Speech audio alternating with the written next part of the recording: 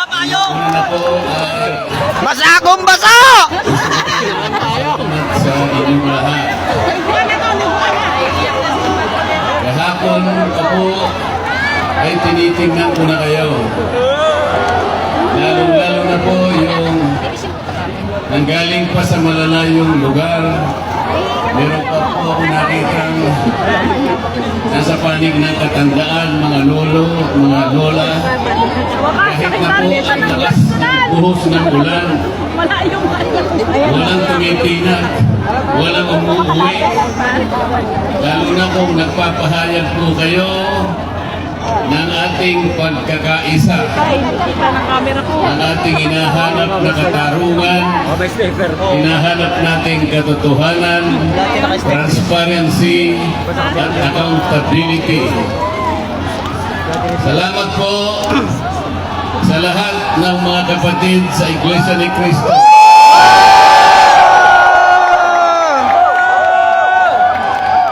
Salamat din po sa mga hindi kapatid ngunit nakikisang-ayon at sumusuporta sa pagkakaisa natin sa gabing ito. Ang iba po ay mga kakilala ko, yung iba po ay hindi ko man kakilala, ngunit nagpahayag po sila ng pagsuporta at pagmamahal sa ating bansa at sa ginagawa natin ngayon. Hindi na nga po sana ako pupunta dito.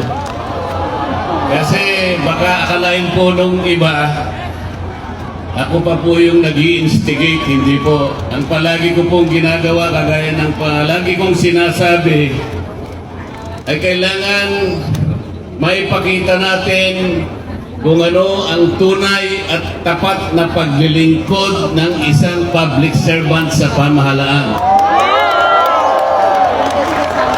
Gusto ko pong gamitin ang aking sarili na isang mabuting halimbawa kung paano ang isang public official ay tumupad ng kanyang tungkulin dahil sa pinagtiwalaan ng mga tao para sila ay paglingkuran. Hindi ko po alam kung paano ko kayo pasasalamatan sa tuwing nababanggit ang aking pangalan na sinusuportahan po ninyo ang aking ginagawa para sa ating bansa.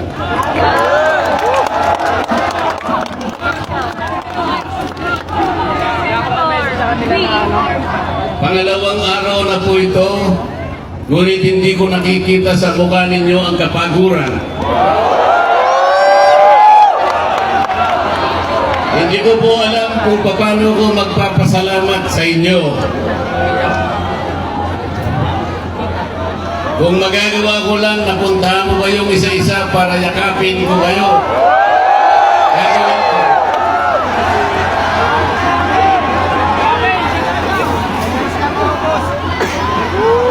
Naisip ko nga, magdadala na lang ako ng hopya.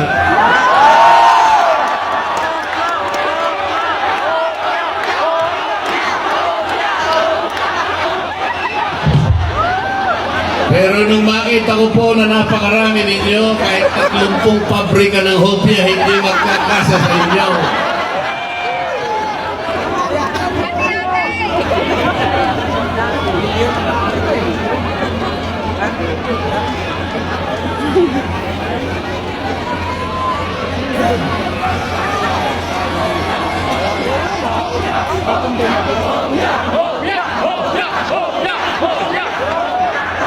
Bakit nilulunod ang pag-iimbestiga sa flood control scam?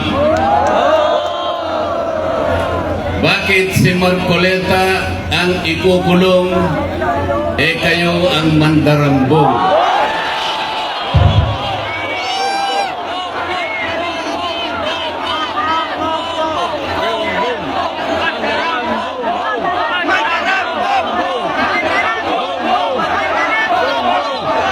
Meron po akong papasahin sa inyo, alam nyo na po ito, pero kailangan pong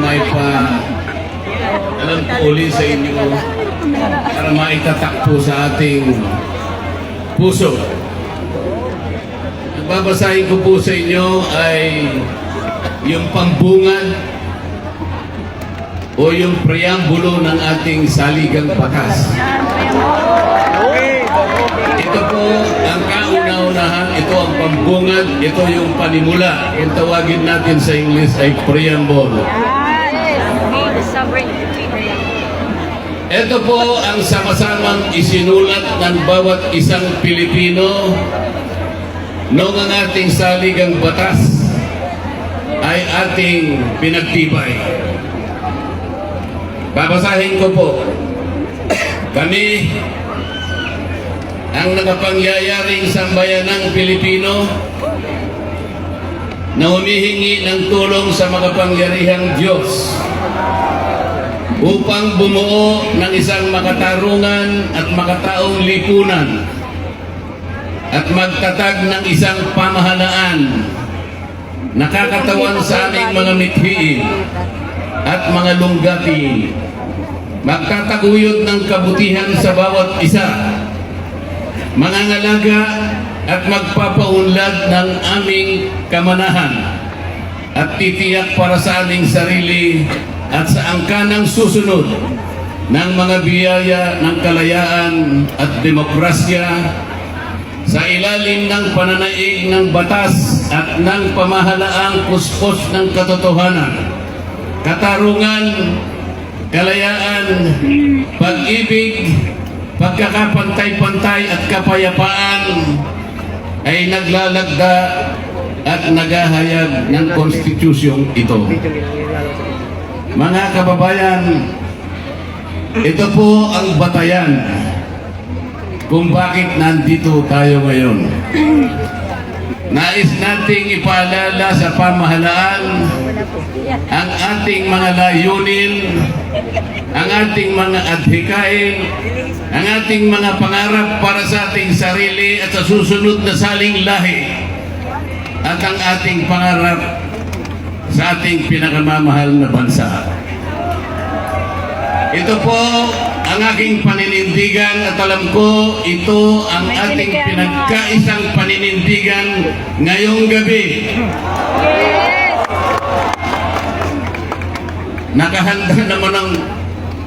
Nakahanda po akong magpakulong. Kung kinakailangan ma-aresto po ako, wala pong problema. Kung ito po ang kabayarang hinihingi para ipagtanggol ko ang katarungan at ang pambansang kagalingan at ang interes ng mamamayang Pilipino. Hindi kami papayag!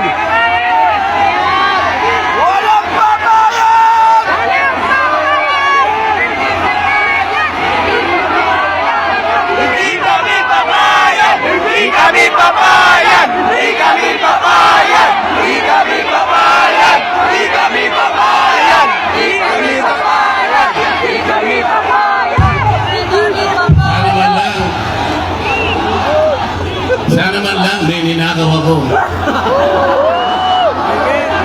Sana man lang kasama ko sa mga mandarambong. Mga nabanggit na yung mga pangalan nila.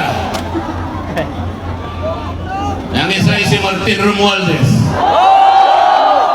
Pinagdalhan ng mga malitang pera.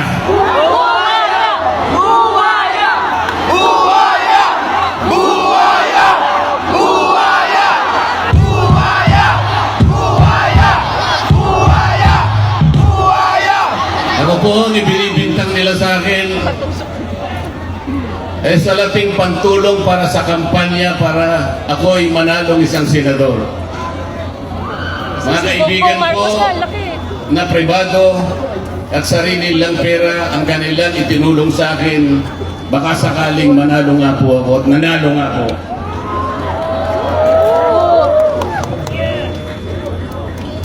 Hindi ko na po ipaliliwanag ang technicality kung paano nila inimbento ang isang gawa-gawang asunto laban sa akin. Tingnan po ninyo kung sino pa yung nagtatanggol at tumutulong para sa ganon, matukoy natin kung sino ang may kagagawan ng pinakamalawak, pinakagarapal na pandarambong sa kabambayan, Bong. eh siya pa ang inaasunto at siya pa ang pinagbabalakang arestuin. Hindi ba katungkulan ng ombudsman ang sila ang humanap, umusig at parusahan ang lahat ng may kagagawan nito? Bakit ang ombudsman ang nagagalit sa akin? Hindi ba dapat tulungan pa nila ako? Sapagkat iisa ang layunin namin. Ginawa po nilang politika ang lahat ng ito. Remulla! Mamatay ka na! Ang mga asunto po na sinampa laban sa akin ay nagsasaysay ng kwarta. Pero hindi nagbabanggit ng korupsyon. Nagsasaysay ng halaga, ngunit hindi binabanggit ang ill-gotten wealth. Ipinipilit na iugnay ang public office, ngunit walang binabanggit na abuse of public office. Naglulubid ng mga chismis, Pinky! ngunit walang ebidensya. Naglulubid ng naratibong pampolitika, ngunit walang binabanggit na elemento o sangkap sa mga krimen na kanilang gawa. Yun po ang nakapagbibigay po ng malaking kalapastanganan sa ilalim po ng mga batas na umiiral sa ating bansa. Hindi ba sinabi natin, bawal ang bend the law?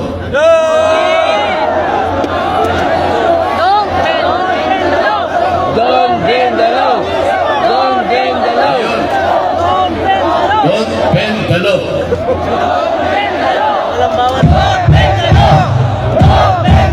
Eh, paano na kasi?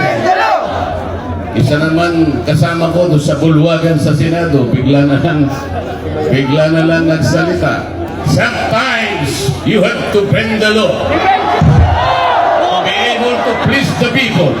Kalpo.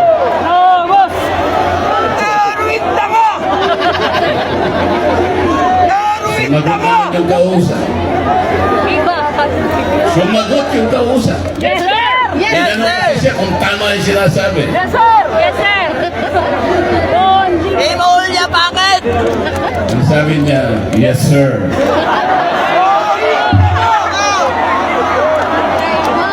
Mga kababayan, uulitin ko po ang aking pagsaludo sa inyo, ang aking paggalang, ang aking pagpapasalamat sa ipinakita ninyong pagsuporta at pagmamahal sa akin at sa mga bagay na ipinaglalaban nating lahat.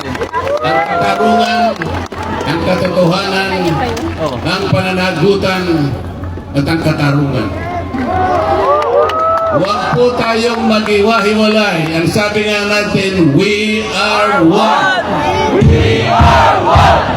We are one. Maraming salamat po sa inyong lahat.